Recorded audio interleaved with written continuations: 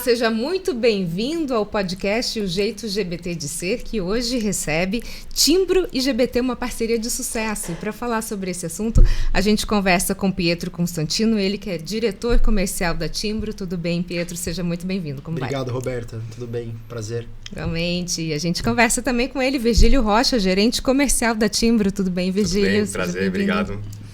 E ele que está aqui do nosso lado, sempre presente, Leonardo Prado Conceição, gerente-geral da GBT. Tudo bem, Léo? Seja bem-vindo. Vamos falar de negócios, vamos falar de parceria de sucesso e a gente começa, então, falando um pouquinho sobre a história da Timbro e a jornada que se expressa até agora como um grande player relevante no mercado de açúcar. Bom, obrigado de novo pela oportunidade. A Timbro é uma plataforma internacional de negócios. Nós somos bastante verticalizados, temos escritórios no Brasil, Estados Unidos, Suíça, Japão, Dubai, China, escritório mais novo agora na China. Nós temos 3 principais pilares de negócios na empresa, uma área de importação e terceirização, que foi onde a empresa começou há 15 anos atrás. Então nós somos bem focados na parte de serviços, de importação. Nós também importamos aço para construção civil, metais não ferrosos, temos uma operação bem robusta de distribuição no Brasil e exportamos minério de ferro, minério manganês para países como China, Turquia, entre outros. E dentro do agro, os principais produtos são açúcar, etanol, algodão, grãos e café. Então isso traz um DNA bem importante para serviços dentro da companhia e nos faz aí estar entre as principais tradings importadoras e exportadoras do Brasil e uma das principais tradings de exportação de açúcar. No mercado de açúcar é a mais relevante, a gente pode dizer assim? Pode falar. Hoje, como trading não produtor, ou seja, nós não temos usina, nós somos a principal exportadora do Brasil. E no mercado de açúcar ensacado, que é onde o GBT está inserido, nós somos aí top 3 exportadoras do Brasil. E essa relação comercial, a gente sabe que é uma relação de sucesso, né, Léo? Como é que entra a GBT, então, nessa história da Timbros, levando conexão, levando negócios, acionando a economia do Brasil? Acho que a gente pode pensar assim, que a GBT passa a complementar o processo de venda. Então, dentro do lead time de todo o processo de venda, a GBT entra como a que vai fazer a finalização, né? Então, o terminal, que é um recinto alfandegado, ele tem a capacidade totalmente contratada pela Timbro. Esse foi um dos nichos do nosso negócio. E à medida que Virgílio e Pietro vão negociando os volumes, né, a gente vai acomodando eles aqui como um fechamento, um delta, né, e daqui ele é direcionado para os navios, né? A gente está do lado do cais, né? Além disso, nós temos um percentual contratado com eles de uma operação também de containers, né, que é o mesmo ensacado, só que eles optam por um pacote A ou um pacote B, né? Tem lá uma capacidade contratada para um e para outro, e aí o Virgílio sinaliza para a gente que naquele mês a gente vai fazer X quantidades em container e Y quantidade em carga solta. E a gente vai montando a estratégia de acordo com os volumes e de acordo com a demanda. Às vezes a gente tem que subir um pouco a produtividade de recepção de carga em um determinado volume, às vezes a gente tem que fazer uma acomodação para outro tipo de pacote, e é assim que a gente vai trabalhando. Então, o que eu considero? Que a gente é um braço logístico contratado pela Timbro para fazer a execução final da exportação da carga. Ou seja, faz com que toda essa carga chegue até o navio, para que chegue até Exatamente. o seu Eles, local. né, ou contratam o navio, ou o próprio comprador contrata o navio. Nosso papel é colocar essa carga final e mandar para o destino. Falando agora na questão do cenário atual, o cenário mundial do açúcar, a gente tem relações específicas de exportação, então qual o papel da Timbro nesse cenário mundial? O Brasil é o maior exportador mundial de açúcar e a gente vem passando por vários anos aí de déficit entre oferta e demanda de açúcar. Então o Brasil é o país que vem contribuindo para equilibrar esse balanço entre oferta e demanda. A Timbro, por ser uma empresa brasileira e ter começado o negócio de açúcar no Brasil, ela acabou ficando muito relevante nessa ajuda desse equilíbrio. E nós estamos aumentando bastante as exportações desde então, de 2020 para cá. E aí, complementando, sim, acho que uma forma da gente ter contribuído mais foi a questão de ter escritórios fora do país. Nós temos Dubai, que é um escritório exclusivo para captação de novos negócios na África, Middle East, tem agora Estados Unidos também, que tem uma distribuição local. Então, acho que isso fez com que o aumento, o nosso volume crescesse bastante nos últimos anos. E aí, quando a gente fala de relevância, né, a gente fala dessa questão de market share e competitividade do Brasil nesse mercado. Nesse quesito, a Timbro marca presença. Eu acho que é até importante falar, assim, a nossa parceria com o GBT ajudou muito, porque o Brasil ele é bastante competitivo na exportação de açúcar ensacado, principalmente para o oeste africano, né? A nossa estimativa é que o oeste africano, o que é a África subsaariana até a África do Sul, para baixo, ela importa cerca de 4 milhões de toneladas de açúcar e, pela nossa estimativa, mais ou menos 50% desse volume é açúcar do Brasil. Eles importam muito açúcar ensacado. Então, o GBT é bem estratégico para a gente para poder atingir esses mercados.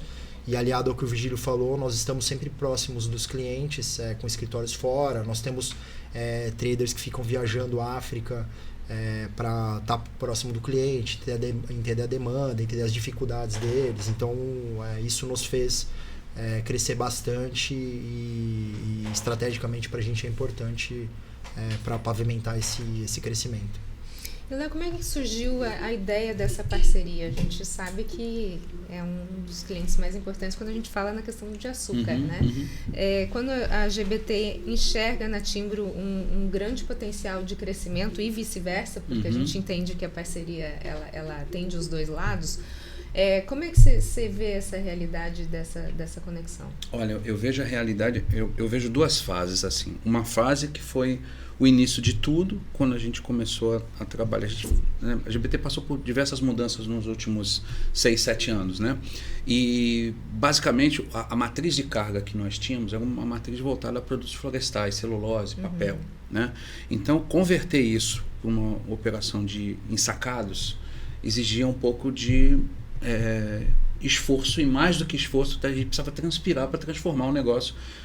Aproveitar o design que a gente tinha no terminal para transformar ele numa operação que se movimentasse utilizando o melhor os recursos. E o que nós fizemos, no primeiro momento, foi pegar o molde do que é a celulose, que é uma verdadeira caixa do tamanho de um container, e compor isso com os ensacados por meio de lingadas, né? Então, onde que nós ganhamos com isso? Onde que a gente tornou atrativo a performance, principalmente, a produtividade dos navios. E, de todo modo, a gente conseguiu converter essa operação do açúcar de forma que a gente continuasse fazendo um único movimento. Que a matriz principal da GBT sempre foi trabalhar com um único movimento de carga. A celulose tinha um único movimento, a gente aproveita a capacidade total da ponte rolante e faz isso também com o açúcar. Então, quando a gente conseguiu converter isso e esse desenho obedeceu aquilo que a gente tinha projetado e que era muito similar ao que tinha na celulose, a gente deu um ganho de performance muito alto, né? Não tem igual ao que nós fazemos. Eles têm muita experiência com isso, conhecem aí também outros portos, mas não tem igual ao que nós fazemos após a carga estar no terminal. Até a chegada da carga, a gente ainda tem alguns desafios para vencer, mas depois que a carga está dentro do terminal e que vai para o navio, é uma produtividade relativamente alta em comparação com os outros terminais. Então, o que a gente trouxe para isso é o seguinte: a gente precisava de volume, precisava pagar as contas, né? E a Timbro tinha um grande interesse de trazer os volumes aqui para Santos. Foi uma raiz essa carga é uma carga da raiz para o estivador, para o pessoal de capatazia. É uma carga que o pessoal fazia no passado. Então, a gente trazer ela para cá dá uma perspectiva interessante de que esse mercado ainda existe e que o pessoal, em termos de movimentação de carga, acredita que esse negócio vai continuar brilhando, né? Então, esse eu acho que a gente traz 2 pontos positivos. O primeiro que, assim, foi ótimo fazer uma parceria com uma empresa do porte da Timbro. A gente tem uma sustentabilidade do negócio. E o segundo, eles acreditaram nos nossos diferenciais, né? Então, ao acreditar nos nossos diferenciais, a gente tem bastante potência para fazer coisas diferentes. E eles terem uma competitividade muito maior. Muito né, maior. Então, a gente tem espaço ali ainda para investigar e fazer algumas mudanças de desempenho. Acho que tem coisa boa para vir ainda. Tá certo, Pietro? É isso mesmo? Com certeza. E até em complemento ao que o Léo falou, acho que é legal mencionar que o business de açúcar ensacado, que sempre foi muito importante para o Brasil, até um pouquinho antes da pandemia, ele vinha passando por um processo de redução de carga de navios breakbulk, que são os navios que o GBT opera, e estava migrando um pouco para container, por vários motivos. Primeiro que na África tem a questão de divisas cambiais, eles dependem muito de Banco Central do país, então é bem complicado isso. Questão de crédito mesmo? Questão de crédito, então uma forma de mitigar crédito, mitigar risco de crédito, os exportadores acabaram investindo bastante na exportação de containers. E aí o que aconteceu? O mercado entendeu na pandemia que os fretes de containers subiram demais. Né? Todo mundo ficou na mão dos armadores de containers. Então, o negócio de embarques de navios por breakbulk, que estava bem devagar até 2019, ele renasceu de uma forma competitiva e o mercado entendeu que esse é uma modalidade importante para manter regularidade de embarques, para poder mandar carga em volumes maiores para o destino e poder distribuir localmente. Então, desde então, é um business que vem sendo bem saudável para os exportadores e o GBT é bastante estratégico para a gente nesse sentido. A gente sabe que a economia do nosso país ela tem oscilado bastante, né? E, sim, nem dá para fazer uma previsão, às vezes, do que pode acontecer nos próximos anos, porque realmente está tudo muito instável. Mas, com a experiência de vocês, como é que vocês analisam essa questão, por exemplo, do açúcar, da economia brasileira mesmo? O que pode mudar? O que a gente pode prever daqui 5, 10 anos? O que vocês acham? Eu acho que o mercado é com vocês, né? O que eu vejo assim, não é nem falando só sobre Brasil. O mundo, ele produz cerca de 180 milhões de toneladas de açúcar por ano. E a diferença entre produção e consumo ela é bem próxima. Então, como eu comentei antes, a gente já vem passando por alguns anos de déficit, né, entre oferta e demanda. E a gente está indo agora para um primeiro ano, depois de vários anos de superávit. Então, a tendência é que você tenha um pouco mais de sobra de açúcar em alguns lugares. Né? E aí, aliado a isso, o que a gente vê? Por conta de custo financeiro, de dificuldades por conta de políticas externas em todos os lugares, os compradores vêm comprando muito açúcar sem formar estoque nos destinos igual eles vinham fazendo antes. Porque eles têm também essa sensação de que agora tem mais disponibilidade de produto do que tinha anos atrás. A oferta está maior que a demanda. Exatamente. Então, a gente vê aí que vai ser um mercado um pouco mais competitivo do que vinha sendo e pra gente, por isso é super importante ter estar estrategicamente bem posicionado para poder atingir esses mercados da melhor forma e passar por essas turbulências de políticas externas que vem afetando no final todos os países. Né? A gente depois ainda vai falar um pouquinho mais sobre essa questão econômica mundial, mas só para eu entender um pouquinho essa questão da oferta e da demanda, você acha que tem a ver com um comportamento que a gente tem vivido nos últimos anos, por exemplo, de repente diminuir a quantidade de açúcar? A gente estava falando antes, né, sobre a questão de etanol e carro elétrico, quer dizer, de certa forma, o comportamento da sociedade, ele também dita algumas regras, né, de mercado. Sim. Em relação ao açúcar, vocês acreditam que isso tem a ver com comportamento? Essa questão do consumo? Eu diria que em países mais desenvolvidos, sim.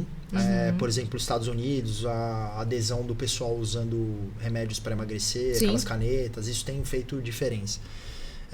A gente não tem visto um aumento de consumo robusto de ano após ano em países desenvolvidos. Quando você pega o mundo todo, você tem um aumento de consumo entre alguns números 0,8% ano a ano e alguns números 1,1%, 1,2%. Depende da forma que você avalia isso.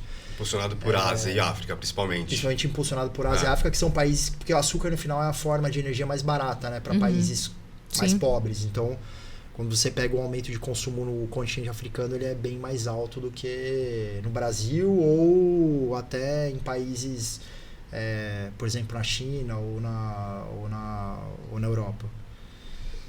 Bom, falando um pouquinho aqui do posicionamento da Timbro em relação às usinas, como é que a Timbro tem se posicionado para se diferenciar, então, dos seus concorrentes e ganhar o market share no segmento de açúcar? Que tem feito a empresa? Nós trabalhamos bem próximos das usinas, né? A Timbro tem hoje 450 funcionários, dos 450, 50 estão focados em açúcar e etanol. Então isso nos dá uma capilaridade bem grande para trabalhar com as usinas. A gente está sempre próximo, a gente entende quais são os anseios deles, o que eles precisam em termos de financiamento, de precificação, inteligência de mercado. Então isso faz bastante diferença.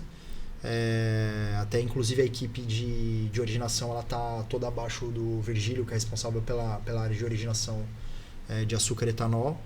Então acho que essa proximidade e conhecer bem faz bastante diferença. A gente compra açúcar aí de cerca de 40 usinas entre o Centro-Sul e o Nordeste brasileiro, né? As safras são diferentes entre Centro-Sul e Nordeste, então por isso que a gente divide dessa forma.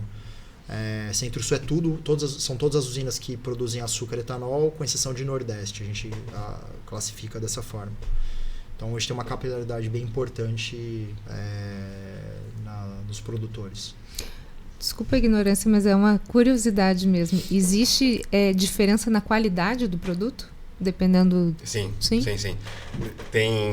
O Brasil produz açúcar refinado, açúcar cristal e o açúcar bruto, que é a maior o maior volume exportado, né, para refinarias, principalmente norte da África e Ásia. Então, tem sim essas diferenças de tipo de produto. Mas não diferenças entre regiões. O mesmo produto... Ok, tá. Então, assim, por região, não. Assim, nessa região a qualidade é melhor. Não, isso não. A diferença é que as safras, por exemplo, a safra do Centro-Sul, ela começa em abril e vai até dezembro. A moagem das usinas vai até dezembro. Na verdade, é de abril a março oficialmente, mas a moagem geralmente vai até dezembro.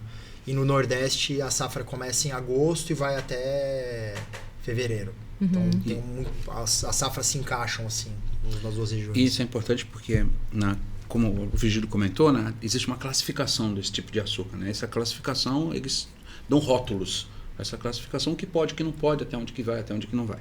E dentro do terminal, a Timbro faz também inspeções por meio de outros contratos de empresas de qualidade, de certificação de qualidade, para garantir que está chegando na forma que o cliente comprou lá. Sim. Né? Além disso, tem outras inspeções que ficam a bordo dos navios, observando como é que está a qualidade do produto. Porque, na verdade, a gente tem que pensar que é todo um processo, né? Não é simplesmente você pegar lá do produtor e entregar. Exatamente, né? são etapas dentro de um fluxo, no fluxo de entregas complexo. Né? Então, mas é importante porque esse é um ponto de muita atenção da turma de execução, né? Da turma que fica conosco aqui em Santos, porque tem que cuidar exatamente dessas classificações. Então, na verdade, quando a gente fala de qualidade, a Timbro ela precisa prever essa qualidade quando vem esse produto das usinas, mas também ela fiscaliza. Ela inspeciona. Quando chega lá na ponta. Para dizer se aquilo que ele falou que estava vindo está chegando mesmo, né? O que acontece na prática é que nós temos um mercado cativo, principalmente em África, mas em vários locais do mundo, com foco em África. Então, quando nós originamos açúcar, a originação já é feita com base nas qualidades que nós precisamos, e aí esse açúcar desce para o porto e nós temos supervisoras de primeira linha que acompanham a qualidade, como o Léo comentou. Já aconteceu algum caso de vocês terem que devolver o produto? Não estava dentro das especificações? Já aconteceu, mas não é recorrente. O índice é baixo. É baixíssimo. Até porque existe um pré, né? Mas pega. Tem desvios, são pequenos, como desvio, esse material ele fica à parte. Descartável. Né? É descartado ou é devolvido. Ok. Então, quando a gente fala de qualidade, na verdade, a gente tem que entender que é todo um processo que começa no início desde a negociação. Desde a negociação. Sim. E essa é a sua parte? Sim. Como é que é feito isso? Bom, o açúcar é negociado no mercado interno, geralmente é preço fixo ou algum índice, que é o Exalc, um índice que mapeia os preços da região em Ribeirão Preto, ou então base em Nova York, as bolsas de Londres em Nova York. Tá. Então, você negocia a qualidade na tela da bolsa específica. Açúcar bruto ou açúcar cristal na tela de Nova York e se é refinado na tela de Londres. Então, aí você paga um prêmio ou um desconto por esse produto, dependendo da qualidade. O açúcar cristal eu conheço, o açúcar refinado eu conheço, e o demerara está onde nessa entrega? Seria o açúcar bruto, o açúcar VHP, que é a matéria-prima para refino, basicamente falando. Em termos de qualidade... Esse açúcar vai para refinarias como o Vigílio comentou, norte da África, Oriente Médio e Ásia. Sim. Então, cada mercado, na verdade, tem a sua preferência de tipo Sem de dúvida. açúcar, é isso? Uhum. Tá. Sim. E a principal exportação é qual tipo? O açúcar bruto. O açúcar bruto. bruto, que é o que você chama de demerara. Antigamente era usada essa nomenclatura. Hoje em dia a gente usa tecnicamente uma nomenclatura que é VHP, que é Very High Polarization, que quer dizer que a polarização desse açúcar é mais alta. Foi uma nomenclatura dada para o Brasil, porque é um açúcar que as refinarias usualmente gostam de importar, porque o custo de refino lá fora é um pouco mais barato, porque a polarização, ou seja, a taxa de sacarose dele é um pouco mais alta do que o açúcar antigo demerara que eles importavam. E em termos de saúde, a gente tem uma previsão de qual seria o menos maléfico para a saúde? Na verdade, o açúcar bruto, que é o açúcar VHP ou demerara, é o açúcar que tem menos produto químico. Quanto mais claro o açúcar, você usa mais química para clarear ele. Então, teoricamente, esse açúcar seria o açúcar mais saudável. Quanto mais escuro, seria mais saudável. O ponto é que o açúcar VHP é um açúcar que não é para consumo humano, porque ele é jogado, quando ele é produzido, ele é jogado no chão do armazém. Então, para comprar esse tipo de açúcar, tem que comprar um açúcar que tem um tratamento especial, desde a saída da usina até o consumo final. Então, geralmente ele é mais alto. Quando você vai no mercado comprar açúcar, geralmente o açúcar mais escuro, orgânico ou demerara, quando você olha na gôndola, ele é mais caro do que o açúcar claro, porque ele teve um tratamento especial para poder circular para o consumidor final. Sim. Pensando em toda a trajetória da Timbro, quantos anos vocês já estão no mercado? 15 anos com açúcar. Sim. Quais os principais desafios que vocês enfrentaram em toda essa trajetória? A gente está falando, né, de um processo, pelo que eu estou entendendo, bastante complexo, né, desde as usinas até a entrega do consumidor final, com vários players no meio da jogada. Qual o principal desafio? O que você levanta? Eu entendo que a Timbro é uma empresa brasileira, que para a gente é um orgulho. Nós entramos no mercado que nós competimos com grandes empresas antigas multinacionais. Então, empresas com 50 anos já no mercado de açúcar. 50 anos ou até centenárias. Então, esse foi um grande desafio. Hoje a marca Timbro é extremamente bem consolidada e bem querida no mercado, bem aceita. Nós temos entradas tanto na origem, nas principais usinas, grandes produtores, quanto no destino. Então, acho que o desafio nosso maior agora é conseguir verticalizar cada vez mais. Nós já estamos nesse processo, estando na parte de infraestrutura, tanto com contratos de longo prazo, como o contrato que nós temos com o GBT, ou até possíveis aquisições em ativos estratégicos para a companhia. Então, acho que esse é o maior desafio que a gente vê daqui para frente. E aí, Pedro, quando a gente fala de expansão, né, desses desafios ou contratos maiores, a gente pensa naquela questão que a gente estava falando do mercado que a gente está vivendo, no mercado mundial. A questão do tarifaço, de certa forma, impactou? A gente tem uma operação de distribuição nos Estados Unidos. É uma operação que começou ano passado, ela vem crescendo desde então. Tem um impacto, sim. O impacto só não foi maior porque os fretes do Brasil para os Estados Unidos, estou falando no caso do açúcar, sim, né? Os fretes do Brasil para os Estados Unidos, desde setembro, outubro do ano passado, eles já estavam mais caros do que outras origens. Então o Brasil vinha exportando menos açúcar para os Estados Unidos do que historicamente exportava. Com exceção de açúcar orgânico, que nós até embarcamos no GBT, porque é um nicho que eles precisam especificamente dessa qualidade, mas uma qualidade standard, o Brasil já vinha com exportações um pouco menores em relação a anos atrás. O que nós fizemos para mitigar um pouco isso? Como nós temos originação em todas as Américas, todos os países da América, por exemplo, Colômbia, Guatemala, Costa Rica, nós estamos direcionando um pouco de açúcar dessas outras origens para o mercado norte-americano.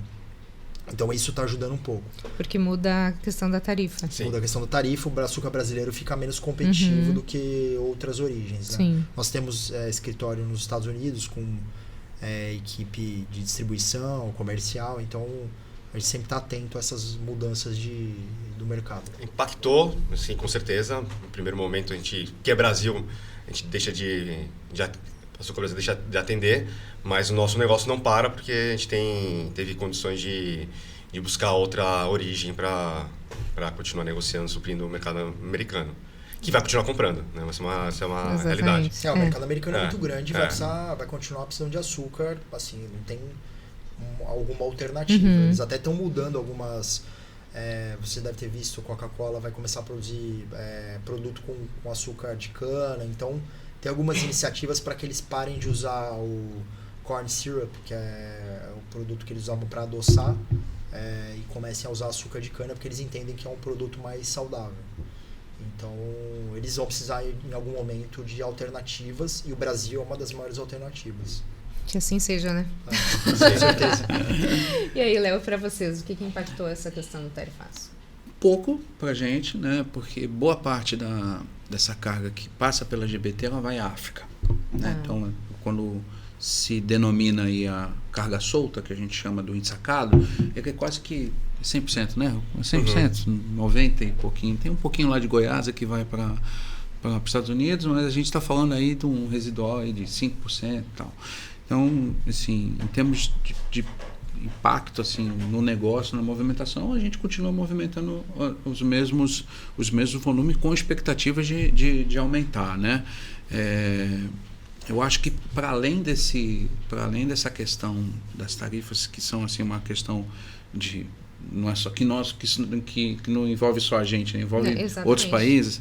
Eu acho que a gente tem bons desafios aqui internos que são principalmente voltados entre a comunicação que a gente tem com as usinas, a qual eles são os compradores, e a gente, a qual eles também fazem, estão aqui na entrega. Então, a gente minimizar isso aqui, aprofundar tecnicamente isso aqui, melhorar as conexões com as empresas, a gente tem muito, com as usinas, né? A gente tem muito a ganhar aqui, porque esse lead time aqui é onde se requer maior atenção para se formar os lotes para os navios e daí exportar. Então a gente tem espaço, precisa ser usado com bastante habilidade, estrategicamente falando, mas eu acho que a gente tem um grande desafio, eles estão aí trabalhando muito com a gente nesse cenário, pediram apoio, e obviamente a gente vai fazer isso, de tentar aproximar as usinas de decisões mais colegiadas, em formatos mais dinâmicos, em que a usina possa entregar melhor e a gente possa receber melhor, e com isso eles fazem maior volume, a gente faz maior volume e eles vão exportar mais. Então a gente tem alguns desafios aí que são para os próximos meses aí, acho que são interessantes da gente... A questão é ver os gargalos durante o processo, os pequenos gaps em cada um deles. Exatamente. Né? Eu acho que a gente precisa concentrar muito, o time está concentrado com isso para prover para eles melhores soluções. Né? Porque, na verdade, o que ele quer é espaço. Acho que essa proximidade que nós temos com o GBT, que a nossa equipe operacional tem, com a equipe operacional deles, é super importante para desenhar as coisas no dia a dia da forma que elas têm que ocorrer. Tem vários momentos que a gente consegue operar de forma mais flexível do que o contrato, porque eles ajudam, eles conseguem acomodar situações que pra gente acaba sendo bastante importante. Desculpa, e mesmo o Léo citando os diversos desafios logísticos que existem, principalmente na recepção da carga, o GBT é ainda o terminal de ensacado mais próximo do polo produtor de açúcar ensacado, né? Então você as principais usinas estão em Ribeirão Preto, Catanduva e Rio Preto. Então Santos é o principal porto para isso. E assim a gente evita alguns custos extras que existem na operação, que se você for Paranaguá, filas, e que no GBT é um berço exclusivo. Então tem um ganho logístico considerável usando o terminal. É o que chama de terminal dedicado? Exatamente. Sim. Mas só uma explicação mais técnica, né? Quando o Virgílio fala de exclusividade, é porque toda a carga que está ali no terminal, né, ela vai sair pelo cais, né? E aquele berço, a gente chama de berço, o local onde que o navio faz a atracação, a gente tem preferência naquele berço, porque a carga que está em frente ao navio é uma carga que permite essa preferência e é uma questão contratual também que nós temos com a alfândega, né? O nosso contrato de arrendamento permite isso. Uhum. E aí, quando a gente pensa nessas decisões estratégicas, a gente está falando isso porque quando eu pergunto para você sobre o mercado externo, vocês me trazem uma resposta que é possível diminuir o impacto resolvendo dentro, né? Sim, resolvendo entre vocês esses gaps de processo, enfim.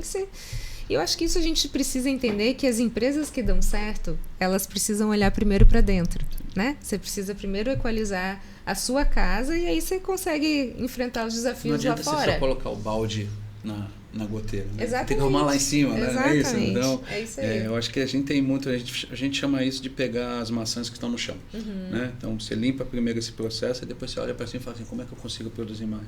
Você limpou o que estava embaixo, né? Então, primeiro que está no seu alcance, né? Aí, antes de ficar reclamando lá com o tio Sam. Vantagens estratégicas, então, nessa decisão de concentrar essas cargas num terminal dedicado, controle de qualidade, a gente pode dizer que é uma delas, né? Eu acho que preço também.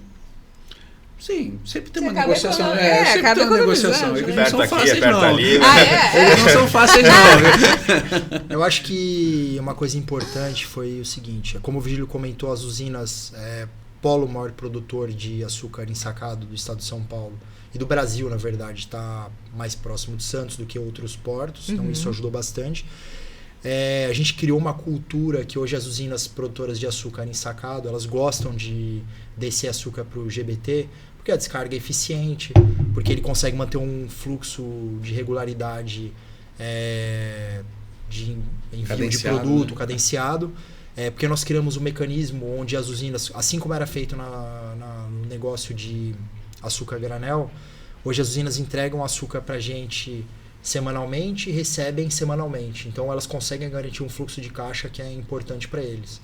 Então acho que toda essa eficiência operacional que o GBT tem nos ajudou a construir esse negócio de regularidade com as usinas, que é importante para eles, né? Todo mundo gosta de ter regularidade no seu, Sim, claro. no seu caixa, né? Entrada de recursos. Então acho que é bastante nessa linha. Acho que ajudou demais.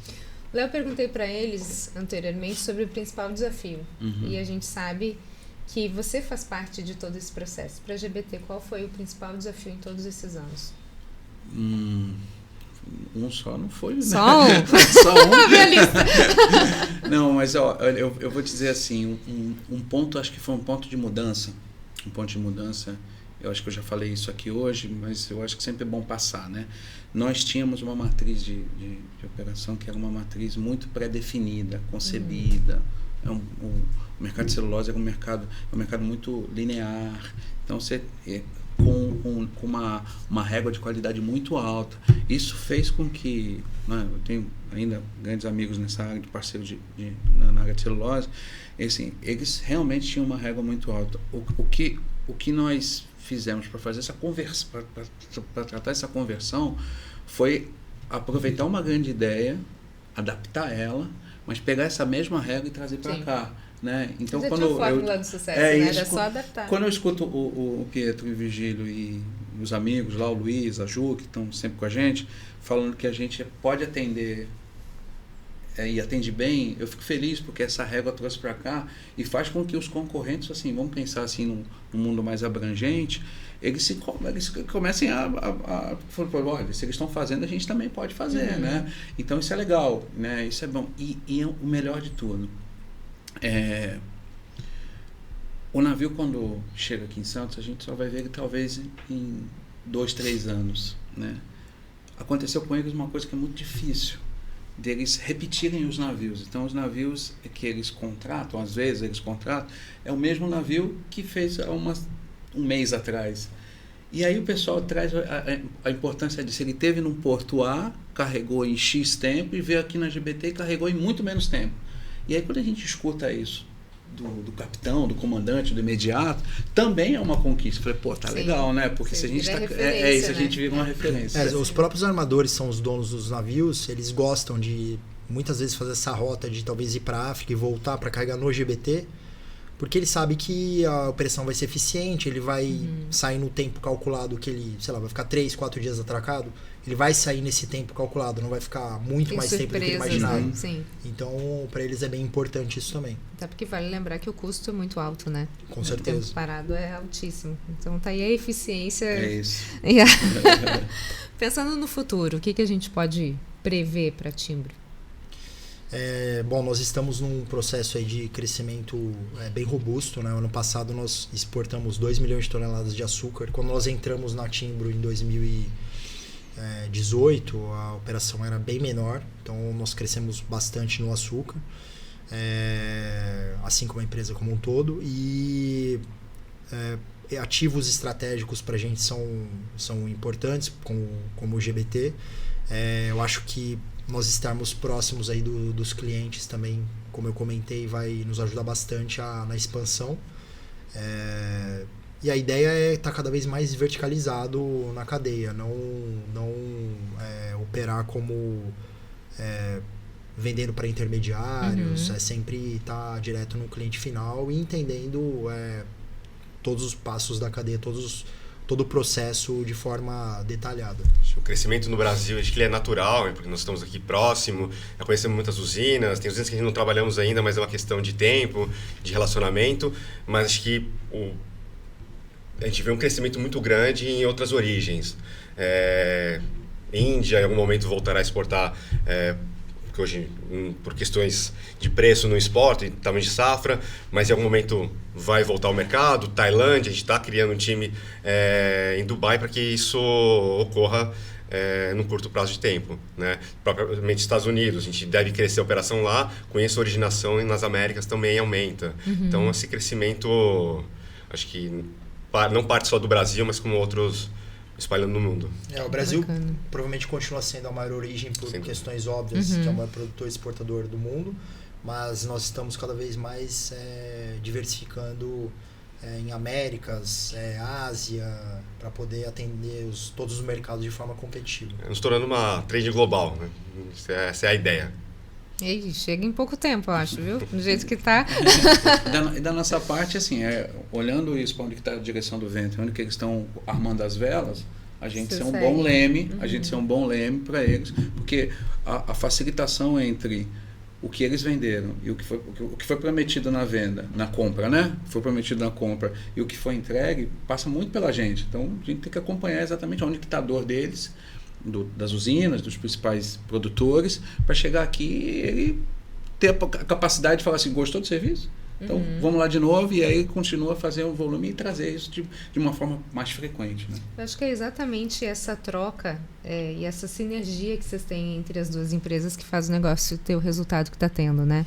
A gente está falando, por exemplo, a Timbro exportou milhões de toneladas? Ano passado, 2 milhões de toneladas de açúcar. De açúcar. A GBT faz acontecer este transporte até na melhor final. Capacidade que nós temos. Uma boa parte dele, né? Uma boa parte dele passou pela gente. Expandir negócios? O mercado está logo ali, né? O amanhã está logo ali.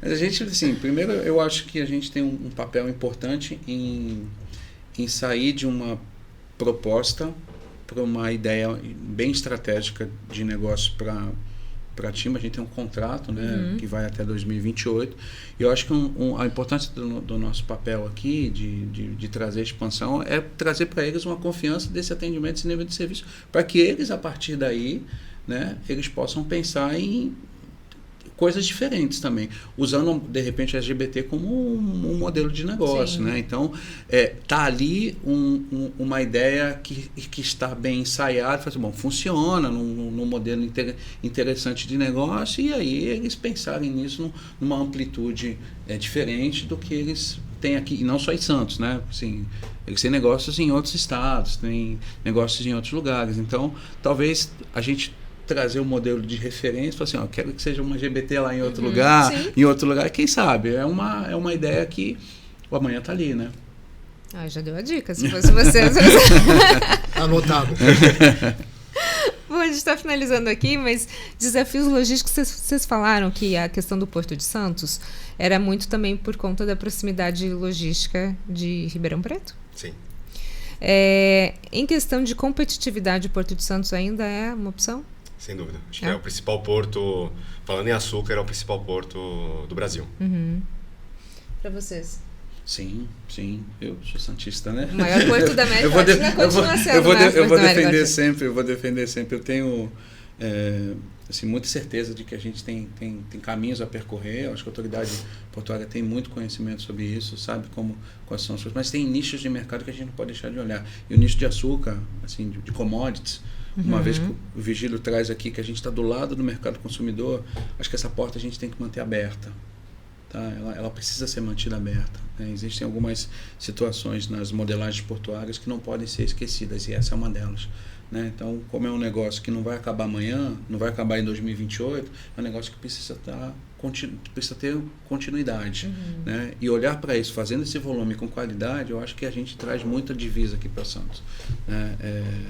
E aí une o útil ao agradável, um bom porto, com eficiência, com o maior mercado consumidor, o maior mercado produtor. Né? Então, eu acho que é um encontro muito bom, que precisa ser avaliado muito, não pode ser desconsiderado. E como é que as duas empresas avaliam a questão da tecnologia, por exemplo, quando a gente está falando desde da produção até a entrega final, quando você leva lá a tecnologia do carregamento, ao monitoramento das cargas, eu recentemente visitei umas usinas a convite do Pietro e do Virgílio, e eu me surpreendi com algumas, né? Em especial 2 das usinas.